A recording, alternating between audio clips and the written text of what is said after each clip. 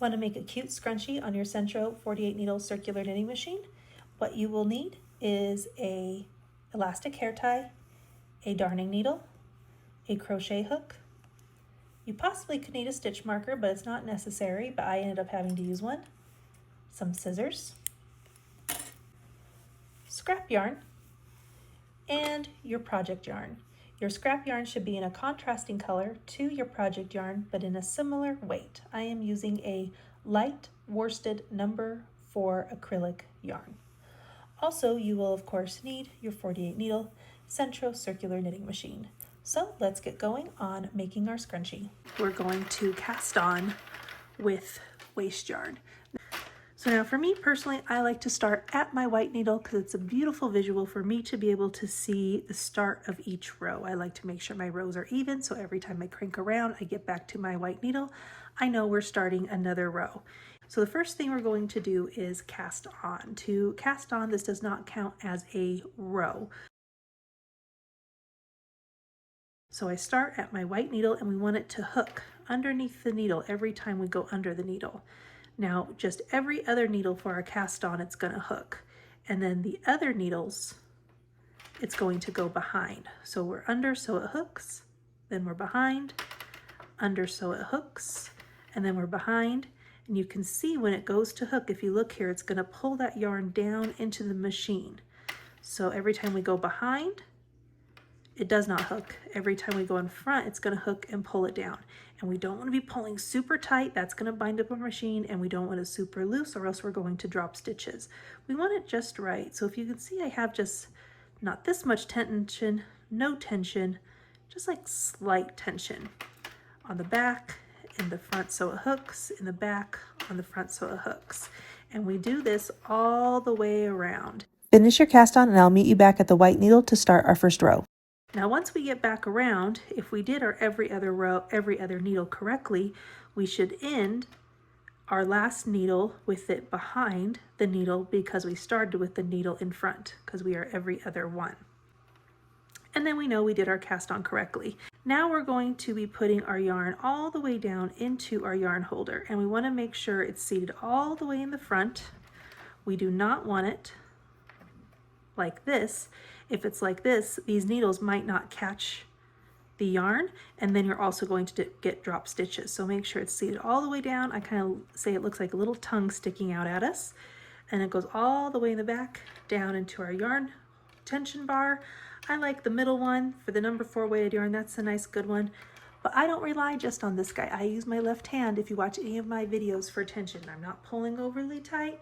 I'm not super loose. I just have a little bit of tension like this between my thumb and my pointer finger, because as we get less and less yarn in the yarn skein, we're going to get less and less tension from our yarn skein, and then we can get uneven stitches or potentially even drop stitches. So that's the best trick I have. Use your left hand for tension. Don't just rely on this. So now we're ready for our very first row. So I like to do for this one about 5 or so rows. We don't need as many as the cast off. Okay. Now I'm back to my white needle. This is where I start. So this is where I always want to start my next color change. So we have even rows. Now this is the start of my first row. So what we need to do, cut the yarn off, and we can put it in the middle of the machine. So now we're going to add on our project yarn. We want to make sure our row counters are at 0, and this will count as a row since we did our waste yarn cast on.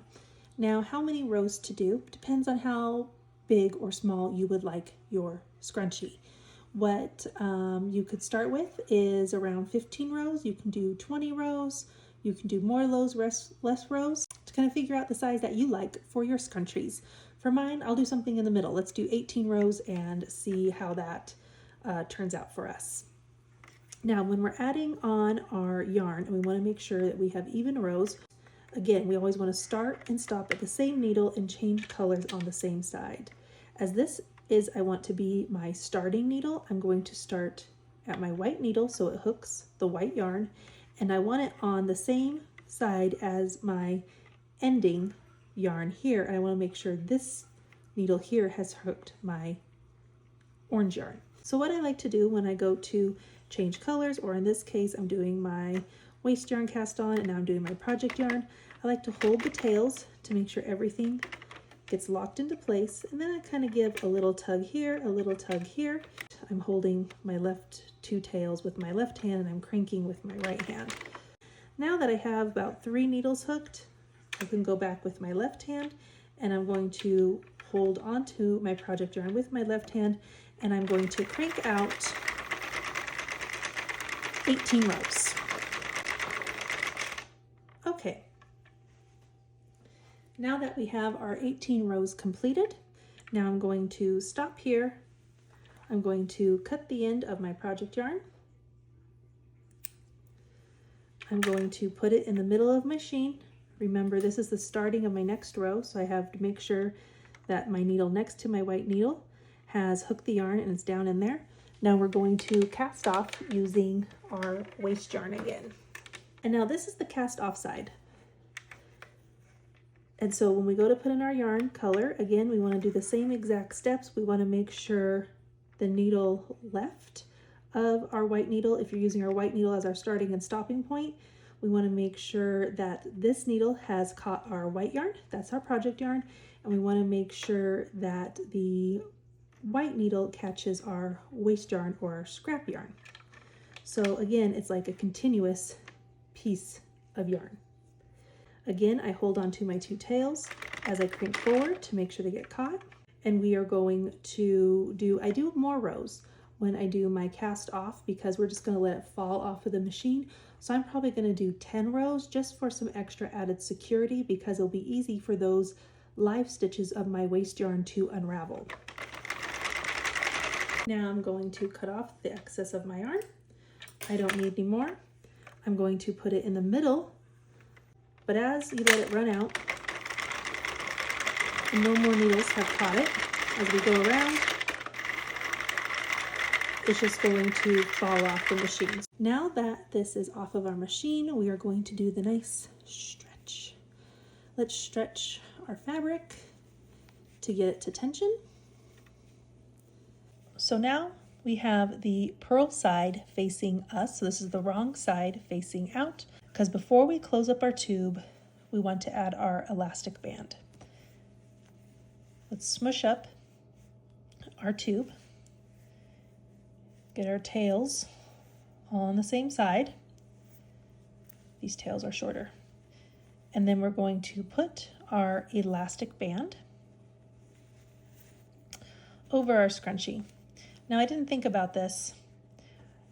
I was just using scrap yarn I had in my project. Probably if I was going to use a light color yarn again, I would use a different color elastic band so you wouldn't see it through the knit stitches.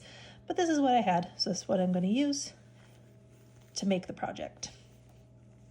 All right, now that we have that done, we are able to sew up or stitch up our tube to make our scrunchie by using our waste yarn.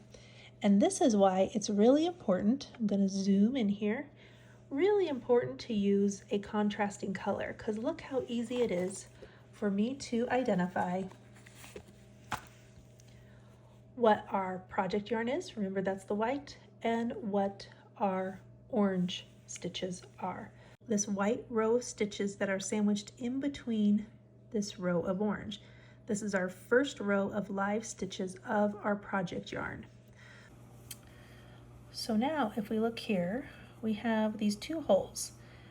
Now I have been able to get away for years closing up my tube my normal way, but I just saw a new way on YouTube where they're saying it's not a fully completed stitch. So I've always gotten away with tying it down and closing up this hole, but I think this way will be better. See how this yarn is our waste yarn and it comes here, through, and up.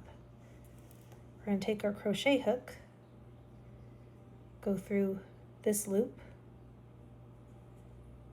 go through this loop where this tail end is going, take our project yarn and pull it through both of these loops and we have closed up that gap. And so that these should be the last two, first and last stitches of our row now. I want to try this with color changing at some point and seeing if, making sure it doesn't make it jagged, but there's no hole now. Super cool. Okay, so that was the cast on side. On the cast off side, she didn't show that part because she was only doing one waste yarn. I think we just need to do it opposite now. So if we have it facing us, instead of following our waste yarn, we need to follow our project yarn. See how it goes up and over the same way as the waste yarn did on the other side? So it goes around underneath this loop and up through this loop. So if we go up on this loop, go up on this loop,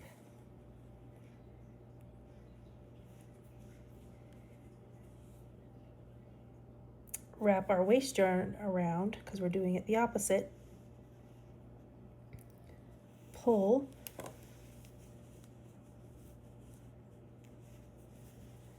we've completed the stitches, and now we don't have the hole any longer, and we've made the knit stitch. So now we're going to close the tube in the round. So we have our tail ends, we have our tails. We're going to want to make sure those are lined up because we don't want any twisting in our fabric. And so I'm going to start, so for on this side, it's going to be this one. See how it's sandwiched in between? I want to pick up this stitch. On this side, I want to pick up this stitch. So right after my tails. So I'm going to put my crochet hook, one, and I'm going to slip stitch this one into this one. So the hook is going to hook onto this loop, and we're going to pull it through this loop. Now I have one loop left on my crochet hook. So since it's the loop that's on the left side, now we need to pick up a right side stitch. So I go to the next one down, pick up just the white.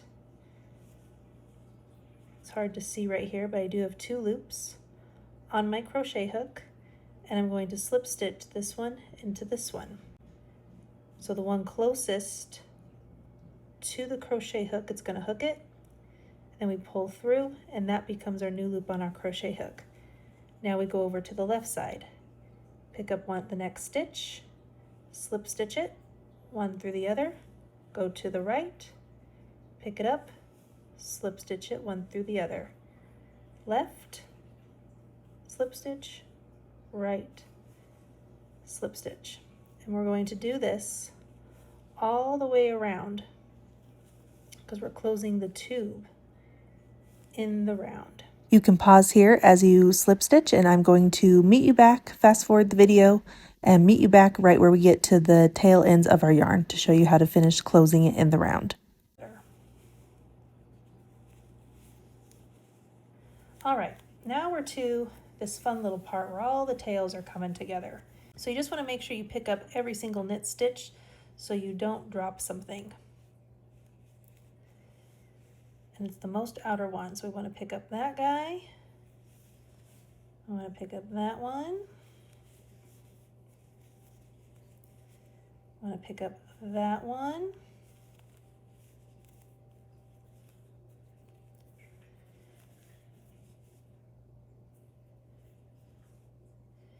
Now see, this is a tail, and he's connected here to this one.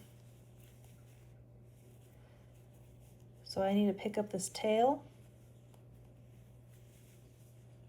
hold him, because we don't want it to drop. Now there's one hidden right in here.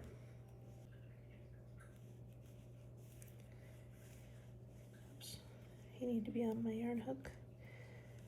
Pull the tension tight, slip stitch.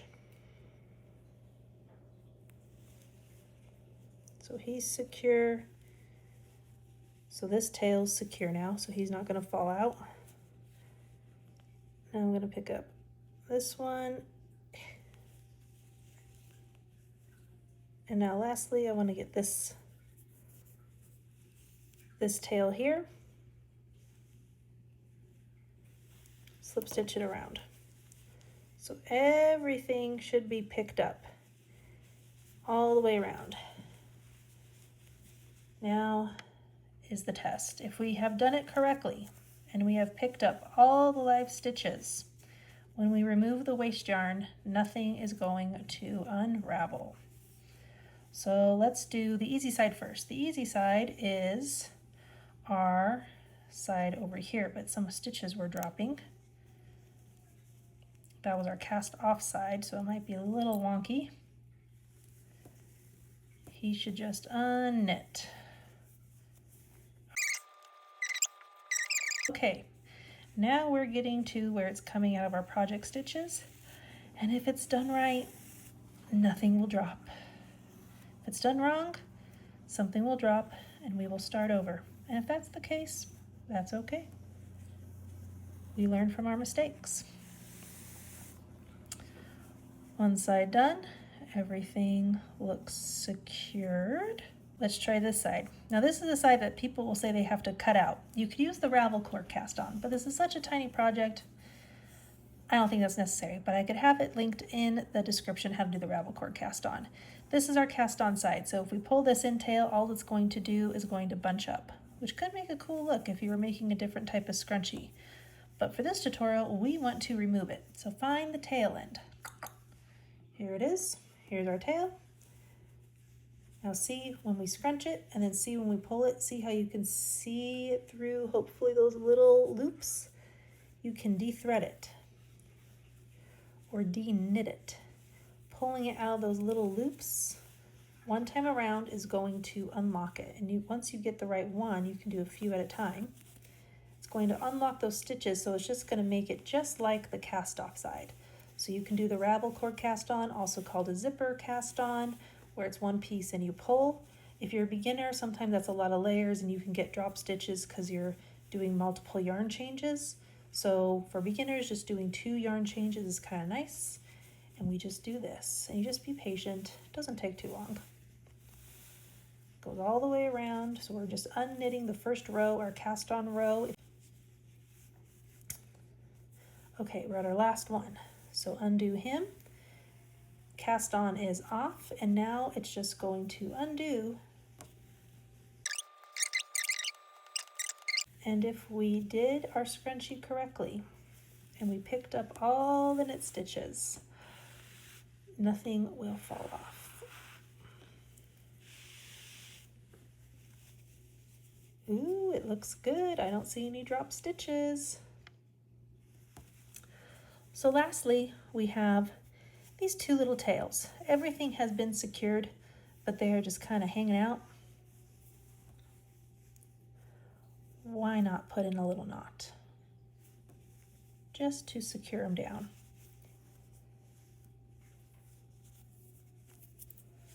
Some little fuzzies left over from the scrap yarn, because this is white yarn and I used orange because I really wanted you to see the difference.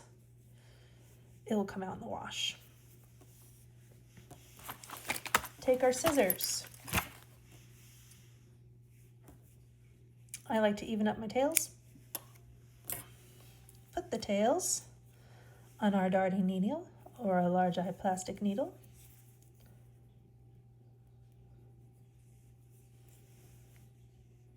Feed it in, feed it out somewhere, because we're just going to hide these 2 tails in between. Pull tightly, cut. Make sure to cut just the tails, not your project. That would be sad. And your scrunchie is complete. So this was 18 rows. If you did more rows, your scrunchie would be bigger. If you did less rows, your scrunchie would be smaller. So happy crafting, everyone, and I hope you enjoyed this tutorial on how to make a scrunchie on your Sentro circular knitting machine.